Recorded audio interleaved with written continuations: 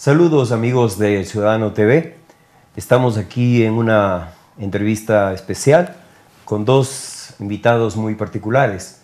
Ellos son españoles, jóvenes, que son parte de la nueva generación de políticos de ese país y que han irrumpido casi de pronto en esa política y que gracias a esa irrupción España y Europa empiezan a moverse en otros sentidos y empiezan a inquietarse. Y digo que empiezan a inquietarse porque estamos aquí con Pablo Iglesias. Si me permites decirte, eres muy conocido, Pablo, ya acá en Sudamérica. Muy bienvenido. Muchísimas Tú has venido gracias. a la ELAP y te damos toda la bienvenida posible. Estamos alegres de que por fin puedas estar por aquí. Pablo es el portavoz y es eurodiputado del partido Podemos. Y también estamos con Íñigo Errejón, que aunque se lo ve muy jovencito, pues ya mismo tiene edad para ser también diputado, para ser político. Él es secretario político de Podemos. Empezamos con Pablo. Pablo ha dicho algo que a mí particularmente me ha impresionado. Hace más de 500 años los españoles vinieron a conquistarnos, a arrasarnos, a destruir todas nuestras culturas ancestrales. Y ahora Pablo Iglesias dice que viene a aprender. No viene a darnos cátedra ni siquiera de política, ni siquiera de que Europa es el viejo mundo y por tanto tiene mucho que enseñarnos. Aparentemente es al revés. ¿Qué viniste a aprender, Pablo? Aprender que las cosas se pueden hacer de otra manera. En política, como en la vida, es fundamental ser humilde y huir de la arrogancia, que es algo que por desgracia no siempre nos hemos aplicado los europeos y los españoles. En Europa del Sur estamos en una situación dramática para los ciudadanos. Se están aplicando políticas de ajuste que implican que en nuestros países 1 de cada 4 ciudadanos es pobre, tenemos tasas de desempleo completamente escandalosas. Y vemos que en América Latina, que han partido históricamente de situaciones terribles, mucho más difíciles que las de España, sin embargo, con seriedad, llevando el sentido común a la práctica del ejercicio de gobierno, se han conseguido resultados que son muy loables y que son muy interesantes. En particular en Ecuador, en los últimos años, desde que gobierna Rafael Correa, no es porque lo digamos nosotros o no es porque lo diga, digamos, gente que simpatice ideológicamente con el señor Correa, es que las instituciones internacionales reconocen los logros económicos de un proceso que ha dicho simplemente no a la ortodoxia que venía diciendo algo terrible en política, decir que no se puede, decir que algo es imposible, decir que no hay alternativa. Aquí hubo un presidente de gobierno apoyado por su pueblo que dijo no, vamos a hacer las cosas de otra manera y los resultados son muy positivos. En Europa nos dicen permanentemente que no se puede. Esa es una de las razones por las que nosotros nos llamamos Podemos, para decir claro que se puede hacer las cosas de otra manera. Y hay experiencias en América Latina de las que claro que podemos aprender muchas cosas para defender nuestra soberanía nacional y nuestra dignidad como españoles y como europeos. Por ejemplo, la Revolución Ciudadana. Sin lugar a dudas, la Revolución Ciudadana ha conseguido algo que en política es muy importante, el protagonismo de la gente. La democracia no es solamente un procedimiento que sirve para que la gente vote cada cierto tiempo. La democracia implica el protagonismo popular y de los ciudadanos. Y en este país hemos visto que cuando a la gente le dejan tener el protagonismo en política, ocurren cosas razonablemente buenas, se hace una constitución mejor, se hacen leyes mejores para disciplinar a los poderes financieros que nos han llevado al desastre, se hacen leyes para mejorar la situación económica y la situación en la que viven la mayor parte de los ecuatorianos, se reduce la desigualdad, se apuesta por la innovación y el conocimiento, y eso es algo de lo que podemos aprender muchísimos. Sin dejar de tener en cuenta que Ecuador es muy diferente de España y que seguramente Ecuador parte de una situación muchísimo más difícil, entre otras cosas por los desastres de las políticas neoliberales en los años 80 y en los años 90. Pero los últimos años, que son, por lo que yo he estudiado, el periodo de estabilidad más importante en la historia del Ecuador, son un ejemplo para cualquier demócrata que desde el sentido común diga, bueno, a lo mejor hay algunas cosas, algunos estilos que podemos llevar a nuestro país y desde la diferencia, porque está claro que España no es Ecuador, habrá cosas que podamos aprender para hacer las cosas mejor para los ciudadanos.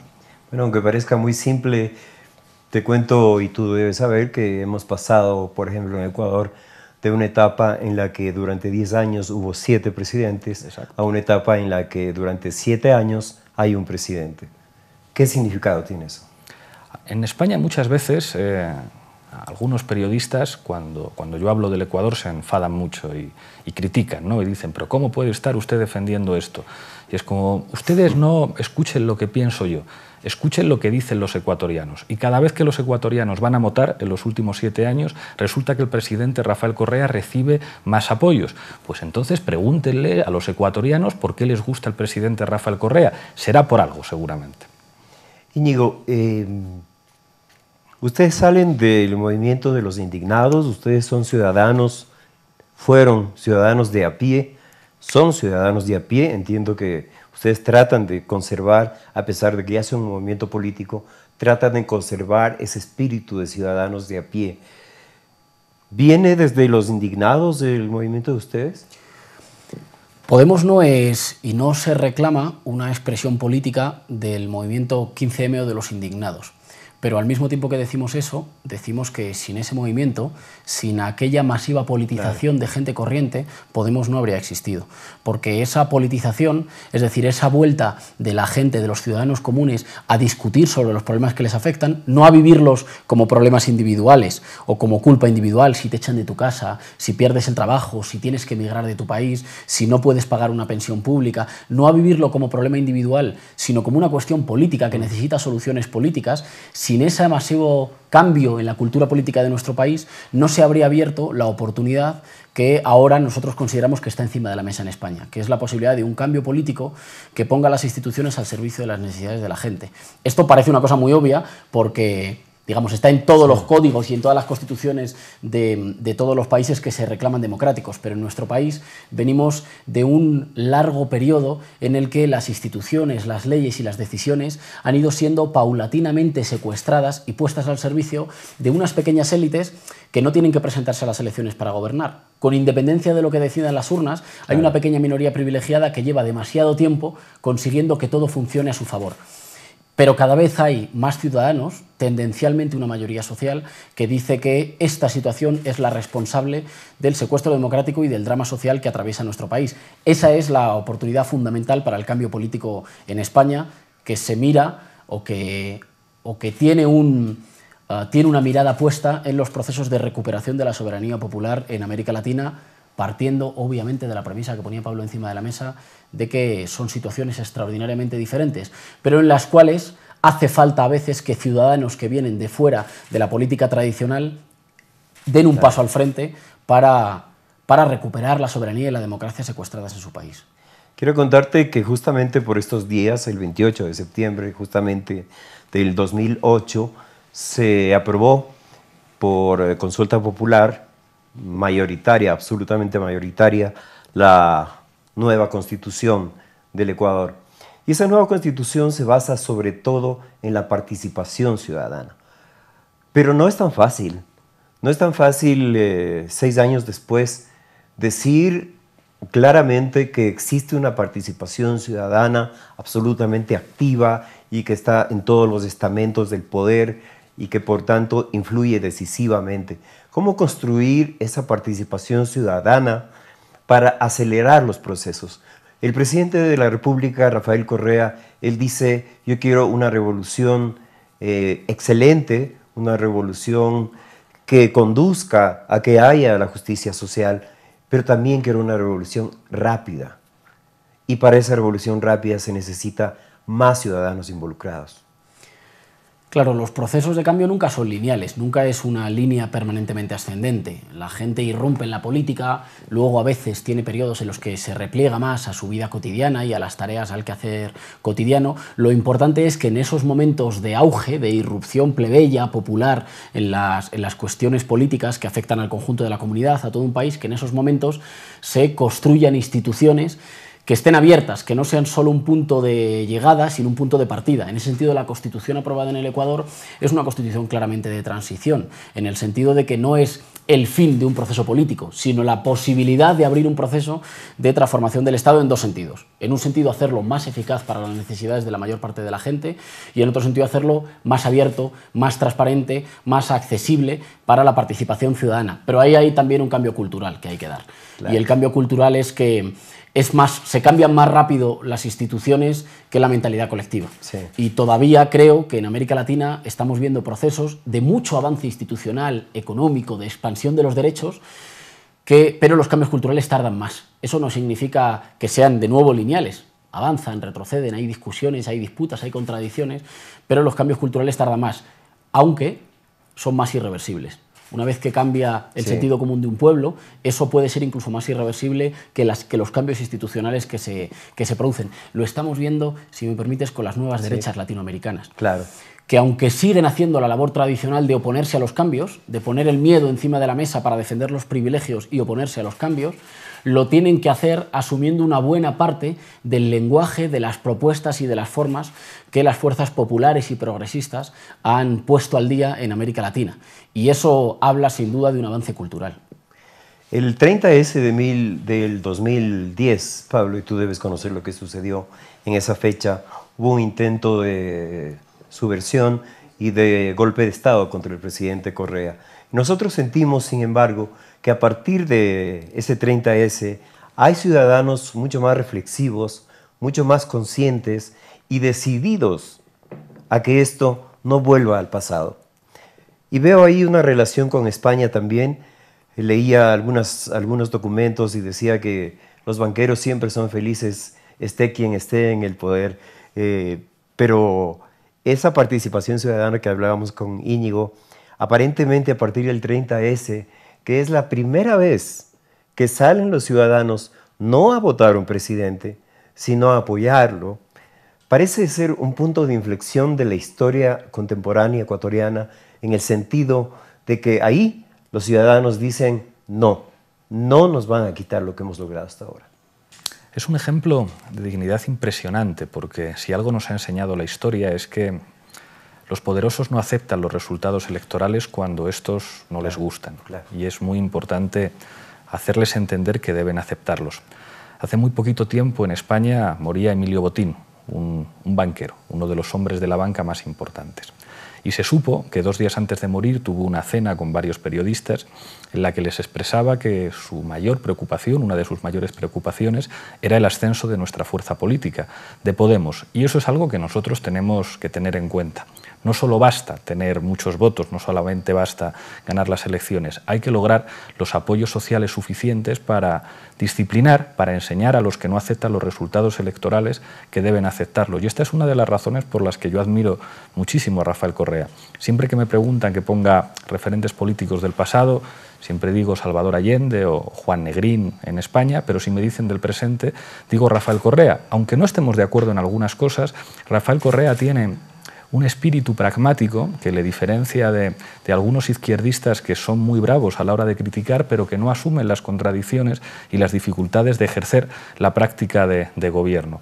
Lo que supone gestionar un país ante la posibilidad de un golpe de Estado, lo que supone gestionar un país ante las dificultades económicas, ante las dificultades de poner a funcionar de manera simultánea intereses diferentes, de manejar con habilidad la complejidad de las relaciones internacionales, los procesos de aplicación de políticas públicas cuyos resultados no se producen inmediatamente, conseguir el nivel de consenso suficiente para llevar a cabo transformaciones que no siempre siguen los pasos que a uno le gustaría que siguieran. El presidente Correa decía, la Constitución, la nueva Constitución del Ecuador, no es un punto de llegada, es un punto de partida. Lo importante no es lo que se escribe en los papeles, sino el día después, cuando tienes una nueva Constitución y tienes que llevar a cabo leyes que logren aplicarla y que logren apuntar hacia un futuro mejor, que sin embargo va a estar lleno de contradicciones y de dificultades. Incluso la posibilidad de que te den un golpe de Estado y que te tengas que jugar la vida y que tengas que enfrentar enfrentarte a sectores económicamente muy poderosos que no van a tener escrúpulos a la hora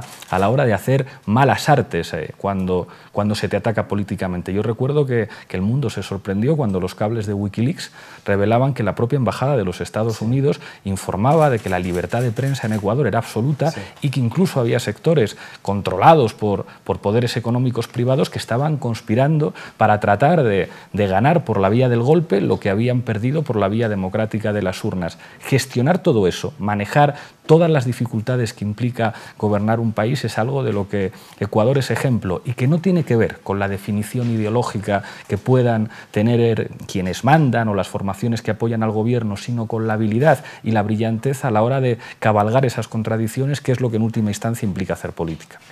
Históricamente, y eso te pregunto como catedrático que eres de política, resulta que las fuerzas aparentemente opositoras, pero que están cómodamente instaladas en el estatus de la jerarquía más alta, finalmente terminan unidas por temor a lo que se puede venir, a esa participación y a esos movimientos ciudadanos.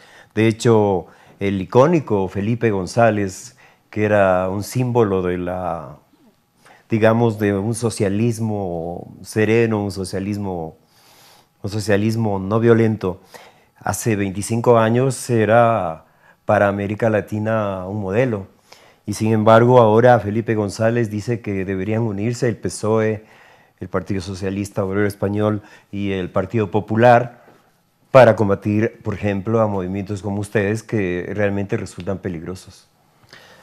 Es tremendo lo que dices, porque Felipe González no solamente fue un referente para América Latina, fue el símbolo del cambio en nuestro país. Claro. Fue el símbolo de mucha gente humilde que veía en Felipe la posibilidad de una revancha justa, de que España pudiera ser un país moderno en el que las clases trabajadoras pudieran tener otra presencia.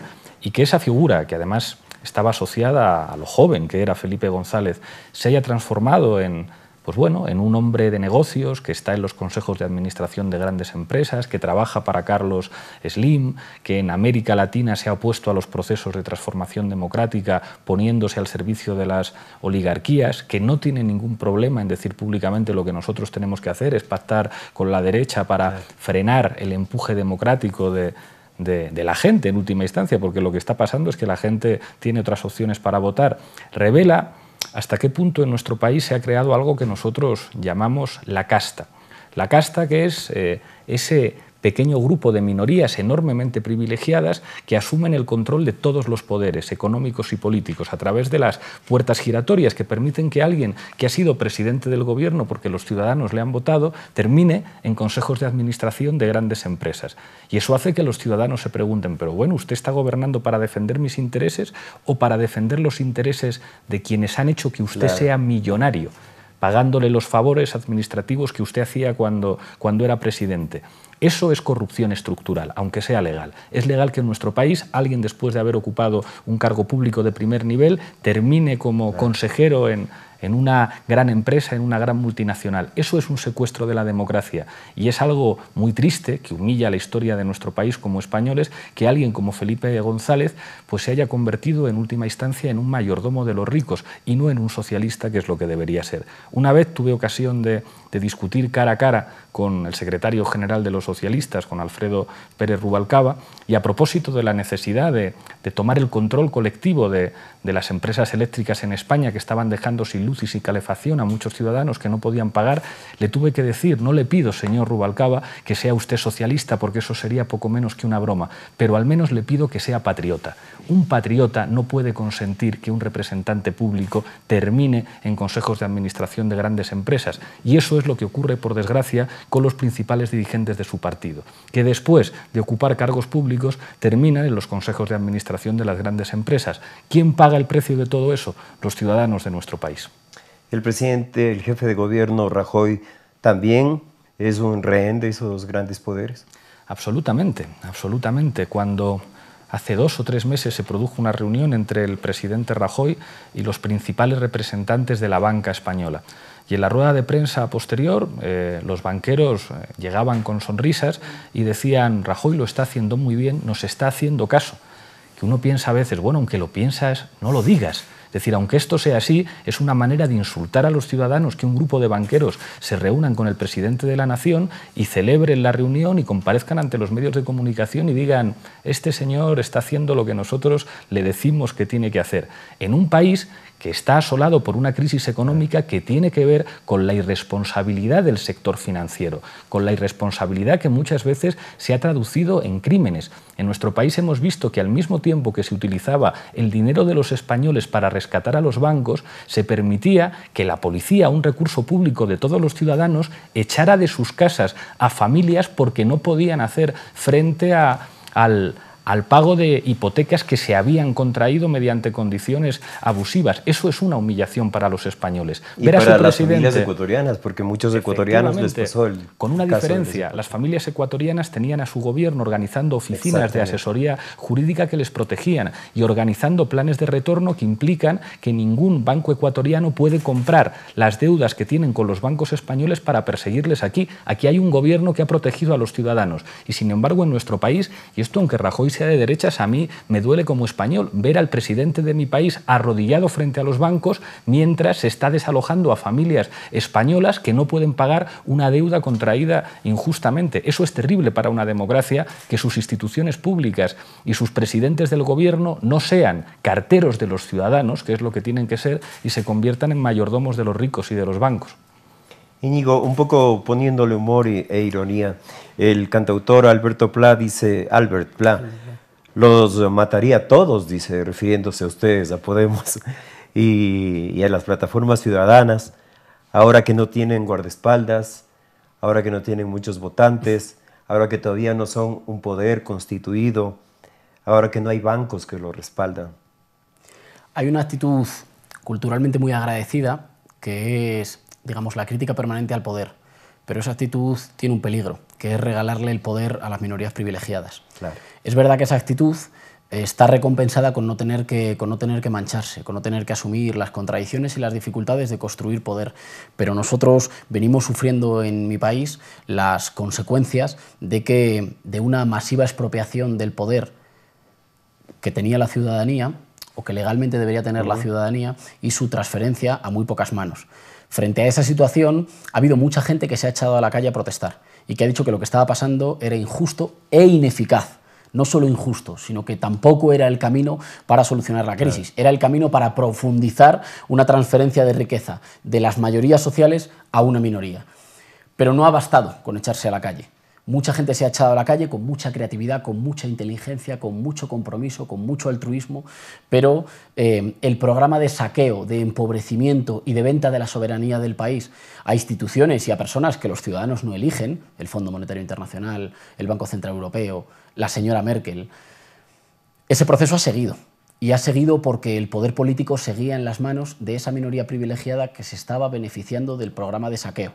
Y por tanto, ha habido cada vez más ciudadanos que han dicho hay que construir poder para la mayoría.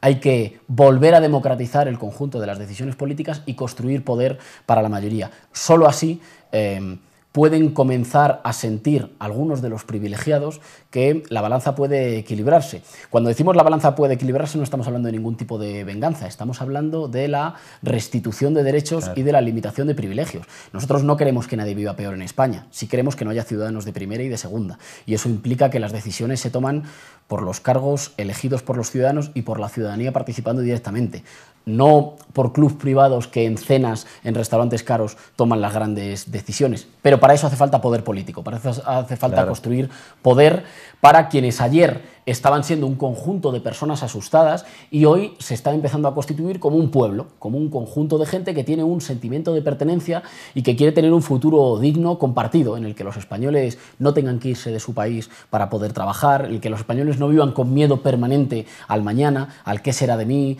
al en qué tipo de país vivirán mis hijos. Para eso hace falta poder político. Pablo, a tu movimiento y a ti particularmente, el socialismo español le ha acusado de populismo.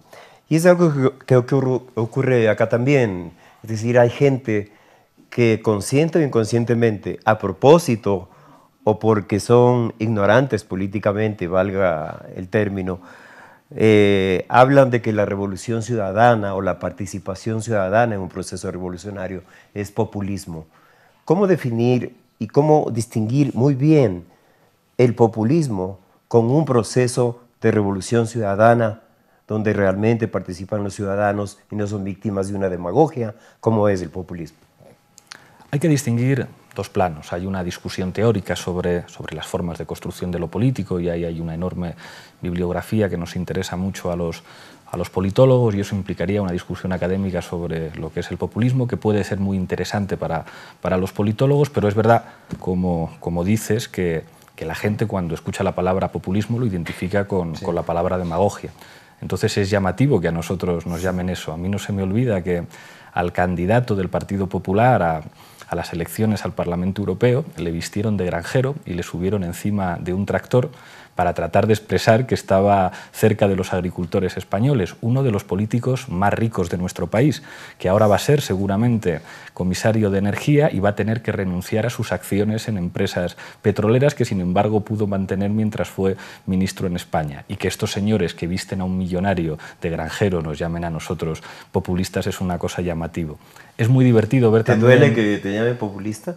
Me hace gracia, porque eso es señal de que lo estamos haciendo bien. Cuando en un debate el adversario se queda sin argumentos, solamente puede hacer dos o tres cosas. Una es decir, usted quiere hacer en mi país lo mismo que Chávez en Venezuela. La segunda es, cuando todavía están más preocupados, decir, usted apoya la terrible dictadura de Fidel Castro. Y cuando ya no les queda ningún argumento más, dicen, usted es un populista, porque parece que hablar de la pobreza es ser un populista. Decir que en España 1 de cada 3 ciudadanos está en riesgo de pobreza, como dice Cáritas y la Iglesia Católica, debe ser populista, o decir que hay 3 millones de parados que no reciben ningún tipo de prestación y 6 millones de personas en empleo debe ser populista.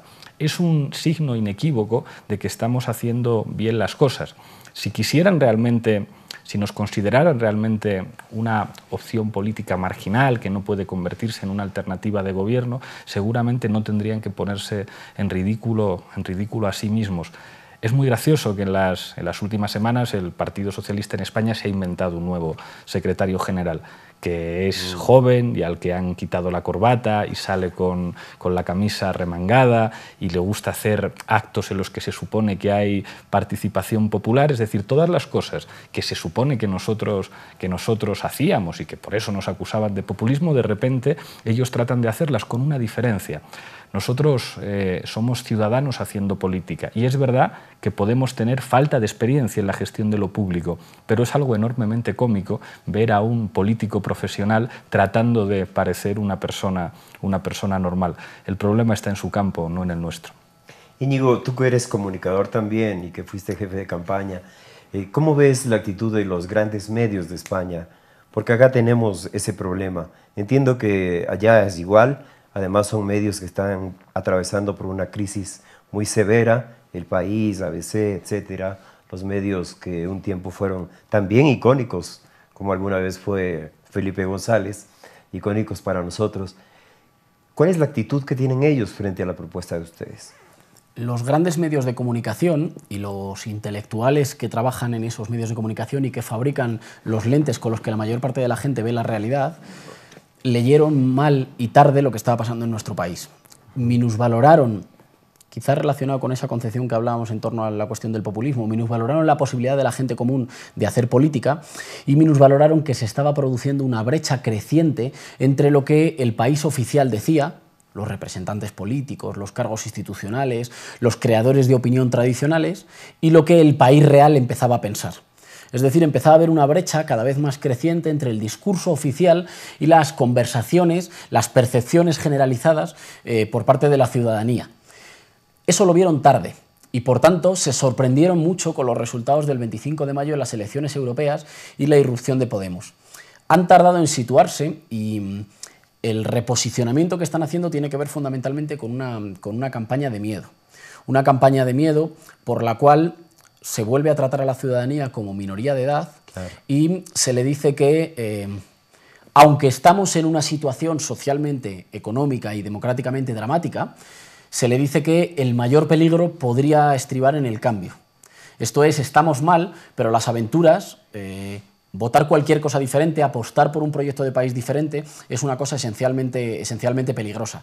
Este es un argumento tradicional de las élites cuando Sí. están a la defensiva, y es un argumento que además atenta contra la base de la democracia, que no es que estemos de acuerdo en todo, sino que puede haber opciones diferentes, que si las cosas hasta ahora están yendo mal, puede haber un camino diferente. Es importante reflexionar sobre esto porque los medios de comunicación que se pretenden un actor no político tienen un poder político decisivo. Por supuesto. Y tienen un Son poder... actores políticos. Son actores políticos con más peso que la mayor parte de los supuesto. representantes políticos, pero que se colocan como actores privados para que ese poder no pueda ser democratizado. Es decir, no pueda tener pautas que garanticen a los ciudadanos que el derecho a la información sigue siendo un derecho y que no lo ejercen solo quienes tienen mucho dinero o muchas acciones o grupos financieros poderosos detrás, sino que lo pueden ejercer todos. Hemos visto en América Latina cómo, desplazados del escenario político oficial, las élites conservadoras se han atrincherado en gran medida en los medios de comunicación privados. Y en España estamos viendo un movimiento por el cual hay toda una campaña de miedo que pretende manipular la posibilidad de que los ciudadanos apuesten por un proyecto de recuperación de su país y por un proyecto de recuperación de las instituciones para ponerlas al servicio de las necesidades colectivas. Mi impresión, sin embargo, es que llega tarde. Es que llega en un momento en el que la brecha entre lo que dice el país oficial y lo que piensa la mayor parte de nuestro pueblo es demasiado grande como para saldarla solo con una campaña del miedo. Pero ahí está, hay que ver. Esa es una disputa política que va a ser crucial en los próximos meses en España. El programa El Ciudadano quiere agradecerles la presencia de Íñigo Errejón y de Pablo Iglesias, y queremos terminar con esto. Pablo, tú vienes a participar al encuentro latinoamericano progresista ELAB 2014, y tú, para volver al principio, dijiste que venías a aprender. ¿Cuál es tu expectativa de la ELAB 2014 en estos 2 días que va a ocurrir ese encuentro? Para nosotros es una excelente oportunidad en 2 direcciones. Por una parte, aquí vamos a coincidir con dirigentes políticos, con representantes de formaciones políticas y sociales de los que podemos aprender muchas cosas. Y además les queremos contar Podemos. Podemos es una cosa nueva en el escenario europeo. Nos hemos situado en una posición en la que podemos desafiar la conquista del poder político por la vía electoral en nuestro país. Y eso es algo nuevo en Europa. Eso es algo que se puede plantear Syriza en Grecia, que se puede plantear el Sinn Féin en Irlanda, y que quizá, si los apoyos que recibimos siguen en la misma dirección que van hasta ahora, podamos plantearnos nosotros en España. Por eso venimos a decirles a los compañeros latinoamericanos que estamos todos en el mismo barco, que nos necesitamos mutuamente y que nosotros tenemos mucho que aprender de ellos, pero que al mismo tiempo les queremos contar que algo nuevo está despertando en Europa. Hace 2 días en La Paz, el vicepresidente de Bolivia nos recordaba que habían visto, digamos, a los sectores críticos, a la izquierda europea, en una actitud moribunda en muchos aspectos. Nosotros estamos aquí para decir que nuestra actitud es completamente distinta y que nosotros no estamos en política para ser una opción subalterna, sino para ganar, y vamos a intentar ganar. El movimiento Podemos también se involucrará en este concepto de la patria grande que estamos manejando acá en Sudamérica. Eso dependerá de ustedes. Si ustedes nos invitan a formar parte de esa patria grande que es suya, para nosotros será un honor formar parte de ella. Muchas gracias, Pablo. Muchas gracias, Íñigo, por su presencia acá en el Ecuador, y siempre bienvenidos. Gracias, un honor.